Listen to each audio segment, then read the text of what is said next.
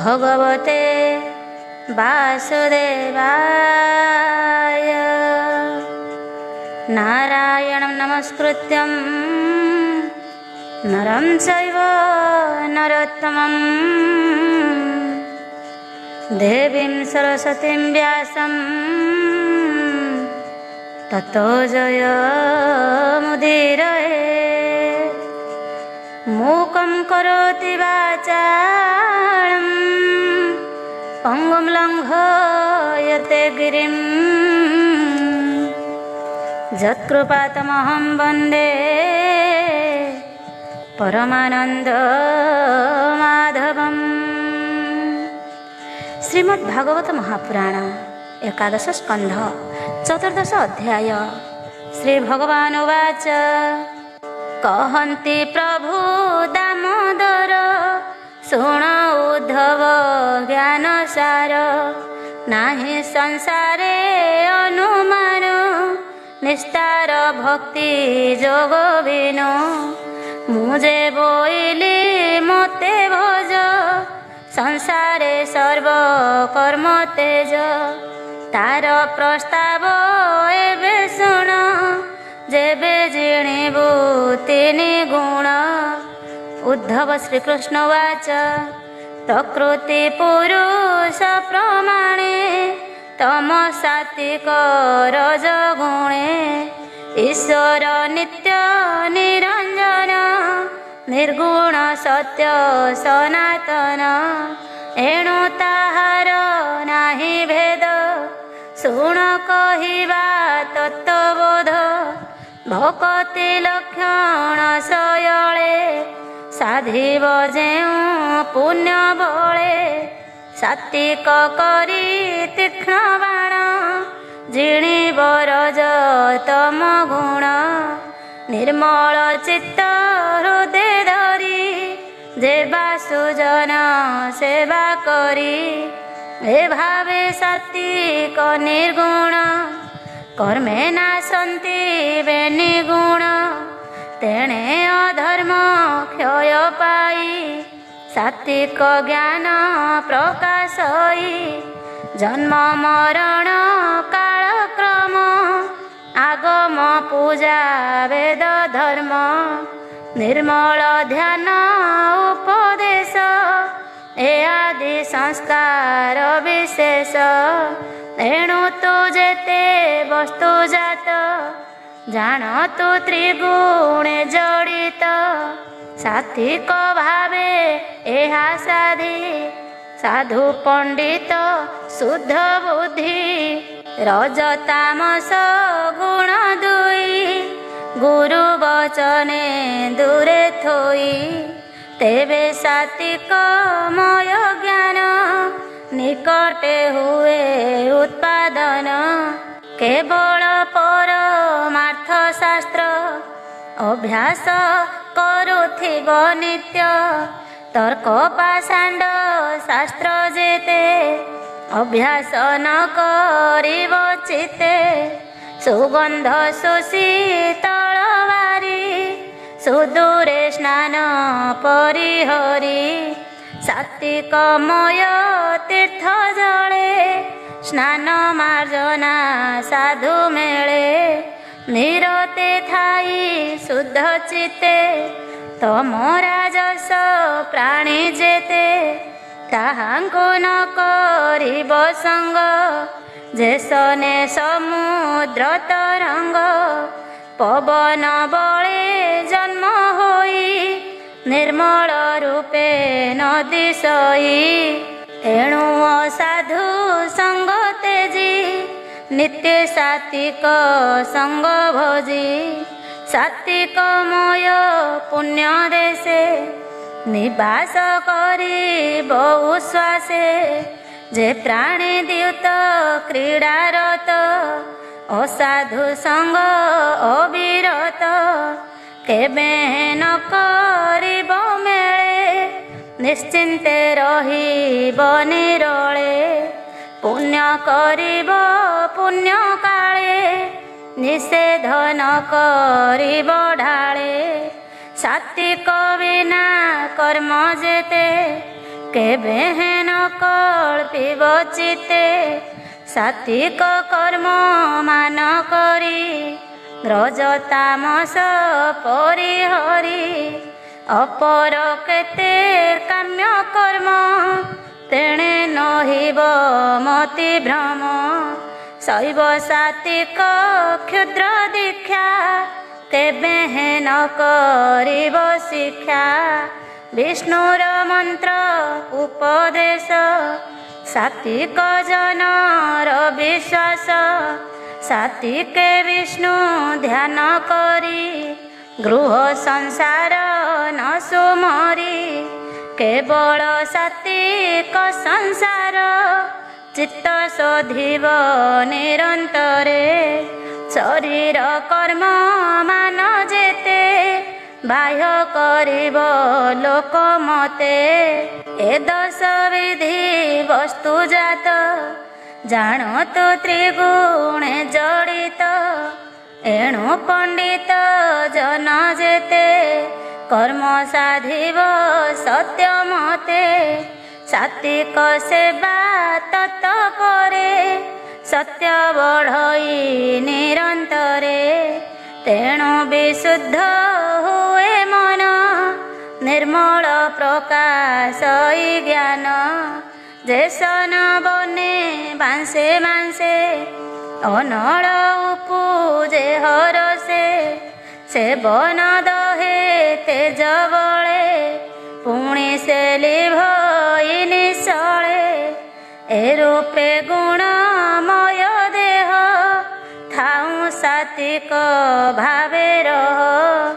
विष्णु चरणे चित्त जोड़ी भजतु सर्वधर्म एड़ी एमंत शुणी कृष्ण वाणी उद्धव जोड़े बेनी पाणी उद्धव वाच बोलोई पाई मने खेद भूनाथ शुणी बागोविंद विषय पदर स्थान भोले जानती सर्वजन सकल शास्त्र मुख शुणी गुरु वचन परिमाणी दुर्जय लालसा विषय पुणी भुंजई किंपा कह एणु संशय चित्ते मोर शुणी कहती दामोदर रज गुणरू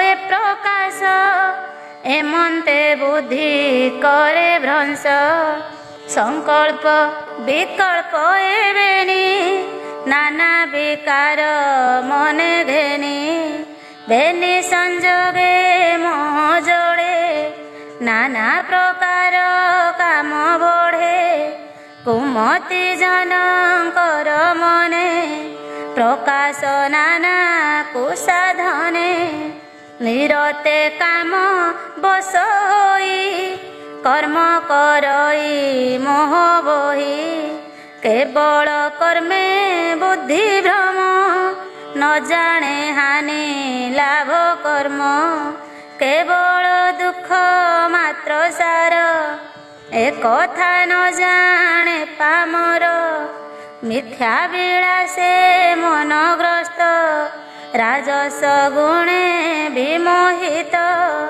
मुखे उपमा केते देवा जेणे भ्रमंती सुर देवा सात्विके मोर पाद सेव एक कथा बुझंती माधव एक कथा बुझी बुद्ध जन मन करिब संयमन विषय संग दुख राशि एणे नहिब चित्तग्रासी सात्विक गुण मने धरी साधिब अल्प अल्प करी अभ्यासे नव द्वार रुंधी मन पवन हृदय छंदी आहार जिणी आसने मन निवेशी मो चरणे सर्व संशय बसु मन ଅଭ୍ୟାସ କରିବ ବନ୍ଦନ ଆନନ୍ଦେ ରଜୁ ଦେଇ ଗଳେ ବାନ୍ଧିବ ମୋ ପାଦ କମଳେ ପୂର୍ବେ ଯୋଗ ଅଭ୍ୟାସନେ ମୁହିଁ କହିଲି ଶିଷ୍ୟ ଗଣେ ସନକ ଆଦି 4 ଜଣ ବିଶେଷ ବ୍ରହ୍ମାର ନନ୍ଦନ ସେ ମୋର ମୁଖୁ ଶୁଣି ଏହା ପରମ ଯୋଗରେ ସେ ନେହା ଉଦ୍ଧବ ବାଚ ଏମନ୍ତେ କୃଷ୍ଣ ବାକ୍ୟ ଶୁଣି ଉଦ୍ଧବ ବୋଲେ ମନେ ଗୁଣି ଭୋନାଥ ପ୍ରଭୁ ଭଗବାନ ଏଣୁ ସଂଶୟ ମୋର ମନ କାହିଁ ତୁ ବସି କେଉଁଠାବେ ବ୍ରହ୍ମାଙ୍କ ପୁତ୍ରଙ୍କ ପ୍ରସ୍ତାବେ କି ରୂପେ ଧରି ତୁ ଶରୀର ଯୋଗ କହିଲୁ ଦାମୋଦର ତୋହର ଦୟା ଯେବେ ମତେ ଯେ ଯୋଗ କହ ମୋ ଗ୍ରତେ ଏମନ୍ତେ ଉଦ୍ଧବ ବଚନ ଶୁଣି କହନ୍ତି ଭଗବାନ ଶ୍ରୀ ଭଗବାନ ବାଚ ଶୁଣ ଉଦ୍ଧବ ସାଧୁ ଧୀର ସେ 4 ବ୍ରହ୍ମାଙ୍କ କୁମର ବ୍ରହ୍ମାଙ୍କ ପାଦେ ହସ୍ତ ଦେଇ ଯୋଗ ପୁଛିଲେ 4 ଭାଇ ଭୋତାତ ଶୁଣ ବେଦବର ଦୁସ୍ତର ଏ ଭବ ସାଗର ପ୍ରାଣୀ ଅଛନ୍ତି ଏଥି ମଜି ବିଷ୍ଣୁ ମାୟାକୁ ସତ୍ୟ ବୁଝି ସ୍ଥାବର ଆଦି ଜନ୍ତୁ ଯେତେ ଏ ମାୟା ତରିବେ କେମନ୍ତେ ପ୍ରାଣୀଙ୍କ ମନ ମାୟା ସଙ୍ଗେ ନାନା ପ୍ରପଞ୍ଚ ସଙ୍ଗେ ସଙ୍ଗେ ଲାଳସା ବିଷୟ ଗୋଚରେ ଚିତ୍ତ ନିବେଶୀ ନିରନ୍ତରେ ଏଣୁ ବିଷୟ ଚିତ୍ତ ବାଦେ ପ୍ରବେଶ କରି ଅନୁବାଦେ ଅନ୍ୟାନ୍ୟ ସଙ୍ଗେ ଚିତ୍ତ ଜଳେ କେବେ ହେ ସଙ୍ଗ ତାନ ଛାଡ଼େ ସେ ସଙ୍ଗ ତୁଟାଇ କେମନ୍ତେ କହ ପ୍ରସନ୍ନେ ତାତ ମତେ କି ରୂପେ ତହିଁ କି ଉପାଏ ଭୋତାତ ପୁଛୁ ତୋର ପାଏ ପୁତ୍ରଙ୍କ ବାକ୍ୟ ଶୁଣି କର୍ଣ୍ଣେ ବିଧାତା ବେଦ ଅନୁମାନେ ପଶି ନ ପାରି ଦୁଃଖ ମନେ ବସିଲା ନିଶ୍ଚଳ ଆସନେ ସମାଧି କରି ଚିନ୍ତେ ମତେ ସଂଶୟ ଜାଣିବା କେମନ୍ତେ ବ୍ରହ୍ମାର ଧ୍ୟାନ ବଳେ ମୁହିଁ ମିଳିଲି ହଂସ ରୂପ ହୋଇ ବ୍ରହ୍ମାଙ୍କୁ ଦେଖା ଦେଲି ମୁହିଁ ତକ୍ଷଣେ ମୋର ରୂପ ଚାହିଁ ବେଗେ ବ୍ରହ୍ମାର ପୁତ୍ର ଗଣେ ନ ମିଳେ ମୋହର ଚରଣେ ତକ୍ଷଣେ ବ୍ରହ୍ମା ଅବଧାନେ ମୋତେ ପୁଛିଲେ ବିଦ୍ୟମାନେ ଭୋହଂସ କାହିଁ ତୋର ଗ୍ରାମ କାହିଁ ଅଇଲୁ କୀତ ନାମ କିବା କାରଣେ କିବା ଅର୍ଥେ ଏଥେ ମିଳିଲୁ ଶୂନ୍ୟ ପଥେ ନିଶ୍ଚୟ ଜାଣିବା ଅର୍ଥେ ମୋତେ ପୁଛିଲେ ବ୍ରହ୍ମା 4 ପୁତ୍ରେ ତାହାଙ୍କ ପ୍ରଶ୍ନ ମୁହିଁ ଜାଣି ଯାହା କହିଲି ପରମାଣି ଶୁଣ କହିବା ତୋର ଆଗେ ଆତ୍ମା ପ୍ରସନ୍ନ ଅନୁରାଗେ ବିଷ୍ଣୁ ବିଚାରେ ଆତ୍ମା ଏକ କେବେ ହେନୁ ଅନେକ ତୁମ୍ଭର ପ୍ରଶ୍ନର ପ୍ରସ୍ତାବେ ଏ ଭାବ କେମନ୍ତ ଜାଣିବେ ସର୍ବ ଶରୀର ପଞ୍ଚଭୂତେ ରଚିତ ଏ ମାୟା ଜଗତେ ସକଳ ଦେହେ ଏକ ଧର୍ମ।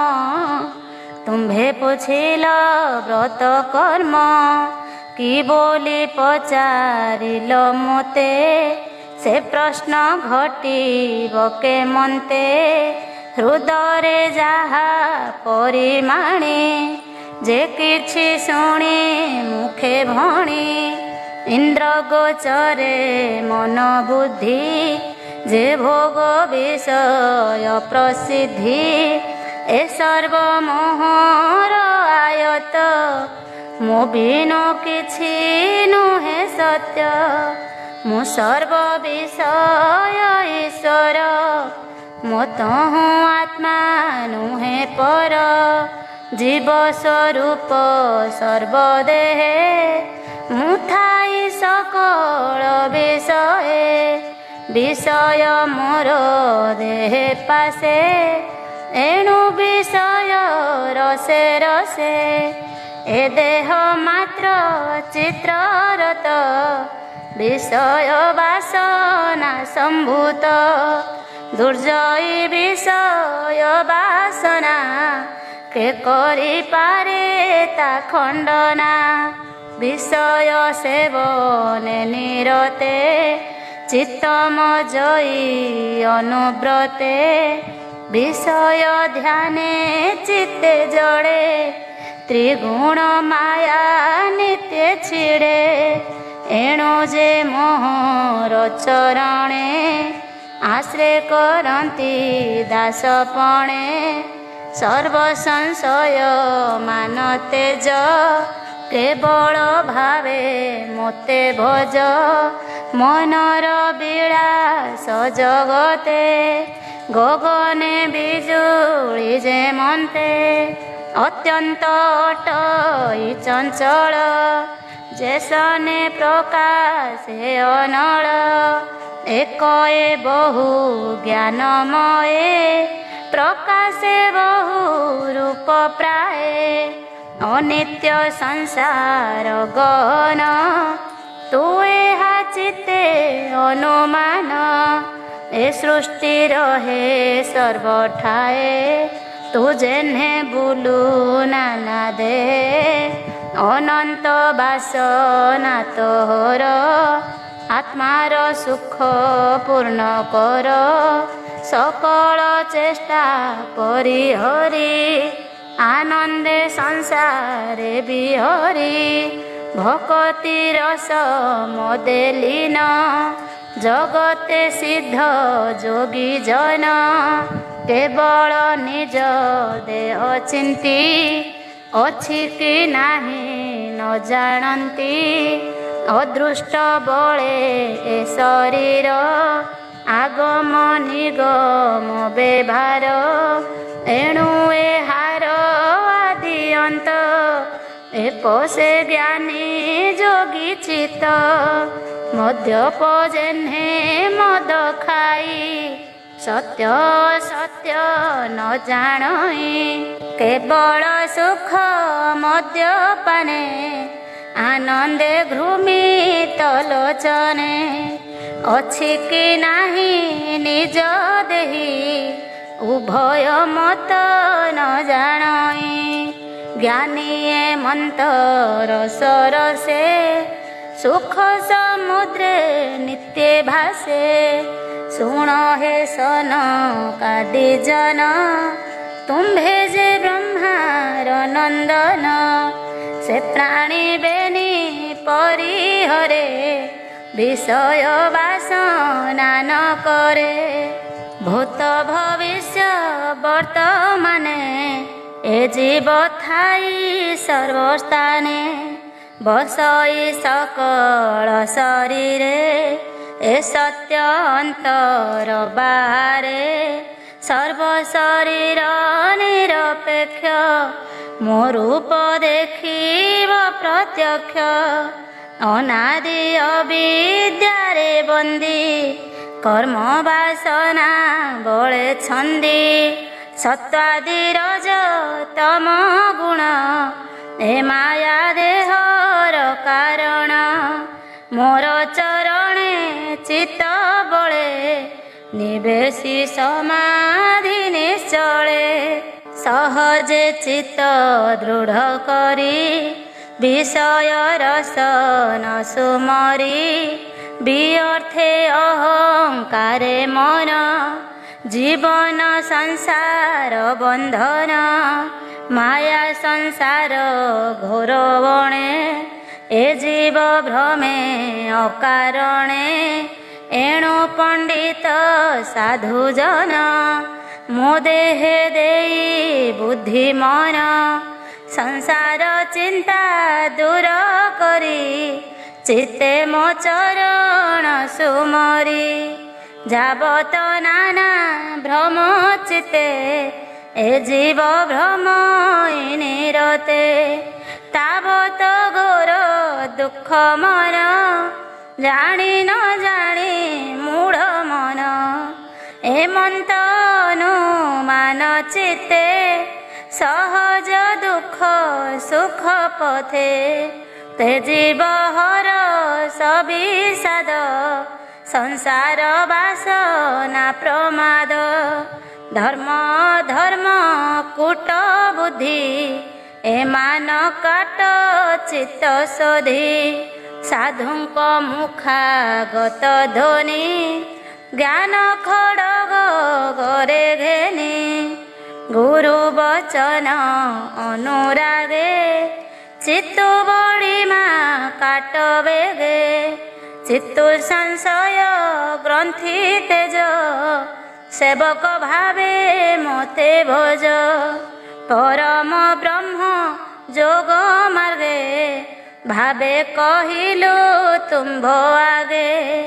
सर्व आश्रय जेणु मोहि यज्ञ सकल होम खाई एणु मो सर्व यज्ञपति मु सांख्य रूपे सत्यव्रती एणु मो परम आश्रय सर्व जगत मोर देह हेमंत गति मुक्ति सार मु जीव आत्मार गोचर तम राक्षस सत गुण मोर किंकर ए प्रमाण सकल शरीर मु पुरी मु बंधु प्रिय अधिकारी अनंत शक्ति मु धारण मु निरपेक्ष मु निर्गुण अणिमा आदि निधि मोर